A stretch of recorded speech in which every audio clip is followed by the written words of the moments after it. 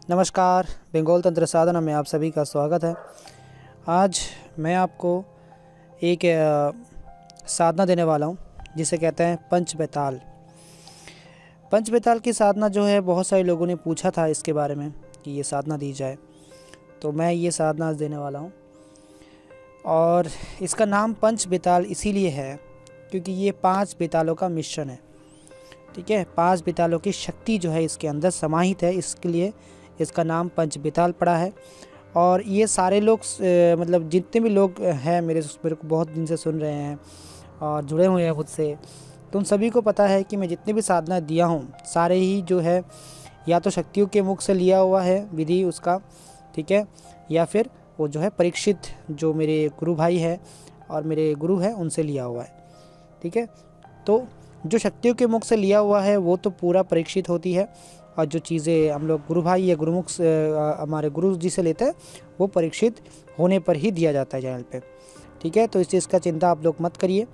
और ये साधना जो है ये बहुत ही पावरफुल साधना है। कोई इंसान अगर चाहता है कि किसी एक शक्ति को सिद्ध करना, 2 शक्ति को सिद्ध करना, अगर वो ये पंच बेताल को सिद्ध कर लेता है, क्योंकि ये 5 बेताल अगर ये चाहे तो खुद अपने आप को 5 क्रम में विभक्त कर देता है।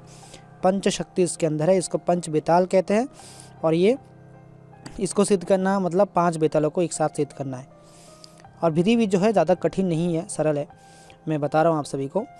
देखो, पहले ये साधना करने से पहले तो गुरु मंत्र को सिद्ध कर लेना, क्योंकि डायरेक्ट अगर साधना करोगे तो फिर मर सकते हो, क्योंकि भयानक होगी अनुभव, बहुत ही भयानक अनुभव होगी। तो इस चीज़ का ध्यान रखिएगा। और ये साधना जो है जो सुरक्षा घेरा मंत्र है उसको जागृत करने के बाद ही करिएगा। डायरेक्टली अगर करने जाएंगे तो जान पे ख़तरा बहुत ज़्यादा है। ठीक है, क्योंकि बेताल साधना है, नॉर्मल साधना तो है नहीं। मेरे एक शिष्य थे जो शिष्य तो बाद में बना, उसने क्या किया, डायरेक्टली बेताल साधना किया उन्होंने। उसके बाद उनके एक मतलब साधना के दौरान एक एक्सीडेंट हो गया उनका, और उनके पैर पे बहुत ज़्यादा चोट आया, कटते कटते बचा, ऐसा आप समझ सकते हैं। तो उन्होंने डायरेक्टली कहीं से भी विधि उठा के साधना करना शुरू की थी।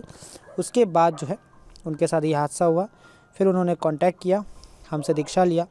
उसके बाद ये साधना फिर से किया और सिद्ध हुआ। तो देखिए क्या होता है, कोई भी डायरेक्टली अगर बिना गुरु के साधना करता है फिर उसका कोई भी मतलब ये नहीं रहता है कि गारंटी नहीं रहता है कि क्या उसका हाल होगा, कि सिद्ध होगा कि नहीं। ठीक है, तो ये चीज़ है। तो आप कभी भी ऐसा काम मत करिए, हमेशा जो है गुरु दीक्षा लेके गुरु के संरक्षण में करिए। या फिर अगर इस शक्ति का अगर आप ट्रांसफ़र लेना चाहते हैं तो भी लिया जा सकता है, इसमें अंगूठी में दिया जाता है। ठीक है, तो इसमें 2 दिन समय लगता है। तो जो भी इंसान ट्रांसफ़र लेंगे तो उसके लिए भी है, लेकिन मैं हमेशा लोगों को देख के देता हूँ। 10 लोगों में से 4 लोगों को चुनता हूँ मैं। ठीक है, तो ऐसा नहीं कि खर्चा भी दे रहे हो तो मैं किसी को भी दे दूँगा, वो भी इम्पोर्टेंट चीज़ है। ठीक है, तो विधि मैं बता रहा हूँ। विधि ये है, ये अमावस के रात को आपको करना है ये साधना जो है आपको रात को लगभग 11:30-12 बजे ये साधना आपको करना है। ठीक है, हर दिन आपको लगभग 1 घंटा लगेगा साधना के कंप्लीट करने में, 1 से 1.5 घंटा भी लग सकता है, मैक्सिमम लगेगा 1.5 घंटा। और 2 मंत्र हैं इसमें। देखिए मैंने ऑलरेडी जितने भी साधनाएँ दिए हैं उसमें ये चीज़ बताया है कि क्रोध भैरव का मंत्र इस्तेमाल तभी करें जब साधना सफल ना हो और आपने पूरा तरीके से सारा नियम अच्छे से निभाए हैं। ठीक है, तो इसमें भी आप जो है अगर साधना सफल नहीं होता है तो लास्ट में क्रोध भैरव का जो मंत्र है उनके द्वारा इनको जल्दी आप पा सकते हो, लेकिन ज़रूरत नहीं पड़ता है। जो विधि में दे रहा हूँ बहुत ही अच्छी से जागृत है और ये जल्दी सिद्ध हो जाता है। ठीक है, तो इसमें पहला दिन आपको क्या करना है, देखिए जिस दिन साधना होगी उसके पहले दिन आपको जो है शिव मंदिर जाना है और महादेव का पूजा करना है। उनका आह्वान मंत्र और उनका जो ओम नमः शिवाय जाप है उसका 108 बार करके उनका पंचोपचार पूजन करके उनसे ये एक तरीके से आशा करना है कि हे प्रभु, मैं पंच बेताल की साधना करना चाहता हूँ, तो मुझे आशीर्वाद दीजिए ताकि मैं सफल हो पाऊँ। ये चीज़ का करके फिर आपको आना है घर। ठीक है, अगर आपके घर पे शिव जी का शिवलिंग है तो बिल्कुल अच्छी बात है, वरना ले लीजिएगा एक शिवलिंग। और सबसे अच्छा रहेगा अगर आप शिव मंदिर में ये साधना आप करो तो बहुत ही अच्छा रहेगा शिव मंदिर में। ठीक है, पंच बेताल की साधना है, यहाँ पे देसी दारू लगेगा, बता रहा हूँ मैं। ठीक है, देसी दारू भी लगेगा और यहाँ पे थोड़ा भांग भी लगेगा। भांग मतलब भांग नहीं, इसको जो होता है आपका जो पत्ता होता है ना जिससे भांग बनता है, वो वाला चीज़ चाहिए होगा इसमें। ठीक है, ये चीज़ आपको देना पड़ेगा साथ में। और आपको जो है मिठाई वगैरह का भोग देना है, बाकी कोई नॉनवेज आइटम नहीं देना है। इतना ही से देसी दारू चलेगा। और जो भांग बनता है उसका जो पत्ता होता है वो चाहिए, ये ज़रूरी है देना। ठीक है, और उसमें जो है आपको गंगा जल वगैरह का ज़रूरत पड़ेगा, क्योंकि यहाँ पे आपको सुरक्षा घेरा चाहिए, वो स्ट्रॉन्ग लगाना पड़ेगा सुरक्षा घेरा। महाकाली का मंत्र लगा सकते हैं, ये चीज़ आप लगाना ही है। महाकाली का लगाइएगा, हनुमान जी का मत लगाइएगा। ठीक है, और शरीर बंधन मंत्र भी महाकाली का ही लगाइएगा। उसके बाद जो है ये साधना आप शुरू करिए अमावस की रात से, और एक दिन पहले शिव जी का पूजा करके आप करिए उसके, या फिर अमावस से पहले जो सोमवार आता है ना उस दिन भी आप शिव जी का पूजा करके उनसे आज्ञा ले सकते हो, कोई इशू नहीं है। तो ये करने के बाद जो है आप ये साधना चलेगी 21 दिन की। 21 दिन की साधना रहेगी और मंत्र 2 रहेंगे। पहला जो मंत्र रहेंगे उसको आपको 21 बार जाप करने होंगे। ठीक है, और हाथ में संकल्प लेना है, पानी में पानी लेके। ठीक है, पानी और जो चावल होता है ना वो लेके हाथ में संकल्प लेना है। गंगा जल लो और हाथ में चावल लो और संकल्प लो कि आप जो है हर दिन, इसमें हर दिन जो है आपको 11 माला का जाप होगा। 21 दिन आपका जाप करना है, वो आप संकल्प लो। उसके बाद आसन में बैठ जाओ, और आसन में बैठने के बाद जो है आपको एक मंत्र पढ़ने हैं। जो आसन में बैठने के बाद हम लोग मंत्र बोलते हैं वो पढ़ने हैं, ताकि आपकी साधना में कोई भी दिक्कत ना आए। उसके बाद मेन मंत्र का जाप करना है, और उसके बाद जो है लास्ट में आप हमेशा याद रखिएगा, कोई भी इंसान भूल जाता है ये चीज़ को, कि घेरा हमेशा काट लीजिएगा उठने के पहले। ठीक है, या उठने के बाद जब घेरा आपको काटना है, क्योंकि शरीर बंधन मंत्र रहने दीजिए लेकिन घेरा आपको काटना है, क्योंकि वो चीज़ क्या है, सुरक्षा मंत्र का अपमान होता है। आप चले जा रहे हो और घेरा मंत्र ना काटे, तो वो हमेशा करना है। ठीक है, और अगर ये साधना के बीच में आपको कोई भी वॉशरूम वगैरह का इशू है तो कनासन मंत्र का प्रयोग करें।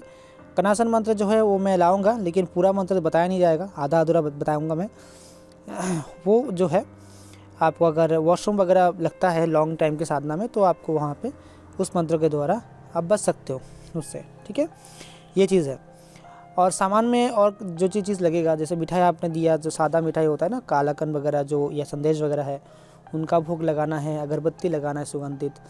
ठीक है, फिर वाइट कलर के फूल आपको लाने होंगे, या वाइट कलर के आप जो गुलाब है वो भी ला सकते हो, या फिर वाइट कलर के जो फूल होते हैं वो भी आप ला सकते हो। ठीक है, और शिव जी के लिए बेलपत्र आप अलग से लाना पड़ेगा। ठीक है, और दूध देना पड़ेगा, शिव जी को चढ़ाना पड़ेगा, शिव जी के जो उनके ऊपर नहलाने के लिए। और साथ में ये साधना आपको कंप्लीट करना है। साधना 21 दिन की रहेगी। 21 दिन तक बहुत ज़्यादा भयंकर अनुभव होने वाला है, तो आपको उस चीज़ को सहना है। और लास्ट के दिन ये शक्ति सामने आती है और आपको बोलती है कि बता आपने मुझे क्यों बुलाया, क्यों कष्ट दिया इतना, बताइए क्या चाहिए आपको। तो ऐसा बोलेंगे तो आप जो है जो वचन हम लोग लेते हैं वो 3 वचन आप लीजिए, उसके बाद जो है उनको जाने दीजिए। और वो आपको एक मंत्र देंगे, छोटा सा मंत्र रहेगा या फिर कोई अक्षर रहेगा जिसके द्वारा आप डायरेक्ट उसको बुला सकते हो। और फिर जो है अपना जो भी काम है कराओ। लेकिन पंचबतल से मैं कह रहा हूँ, पंचबतल से खतरनाक कार्य होता है। ठीक है, और उनसे आप तंत्र का बहुत कुछ चीज़ें सीख सकते हो। छोटी मोटी साधना नहीं है, डायरेक्टली करने मत बैठ जाना। ठीक है, बहुत सारी चीज़ें हैं। और ये साधना का जगह जो होगा ना वो जंगल होगा, जंगल, सुनसान जगह, खंडर, शमशान हो तो बहुत अच्छी बात है कि घर के अंदर मत करिएगा। मंदिर हो तो अच्छी बात है, लेकिन मंदिर भी ऐसा नहीं कि सड़क के सामने मंदिर हो, इधर उधर गाड़ी जा रहा है आप साधना कर रहे हो, वो ऐसा नहीं हो सकता। ठीक है, तो ऐसा हो, या फिर कोई घर हो, घर के अंदर आप शिव जी का जो है लिंग लगा के वो करो, सबसे बेस्ट रहेगा वो। सुनसान चाहिए, सुनसान होना साधना में ज़रूरी होता है। ठीक है, तो ये चीज़ है। और एक चीज़ है मैं बताना चाहता हूँ आप सभी को कि एक यंत्र होता है जिसके द्वारा हम कोई भी स्थान को दूसरे स्थान में परिवर्तित करते हैं साधना स्थल में। जैसे कोई अगर आप सोचिए सुनसान आपके पास एक घर है और साधना है शमशानी साधना, तो आप क्या कर सकते हो, तो ये सुनसान घर में रह के उस यंत्र को लगाओ, तो वो जो स्थान है वो शमशान के तुल्य हो जाता है। उसके बाद जो है आप उसको कार्य में ले सकते हो। तो ये यंत्र सबके लिए नहीं है, मैं बहुत ही कम लोगों को देता हूँ, तो उसका अलग एक खर्चा रहता है और सब चीज़ों का बनाने के भी एक ही रहता है। ठीक है, तो वो सब अलग बात है, लेकिन मैं बता के रखा आपको। और यही था, आगे और भी वीडियोस आएंगी, तब तक के लिए अपना ख्याल रखिए। जय माँ काली।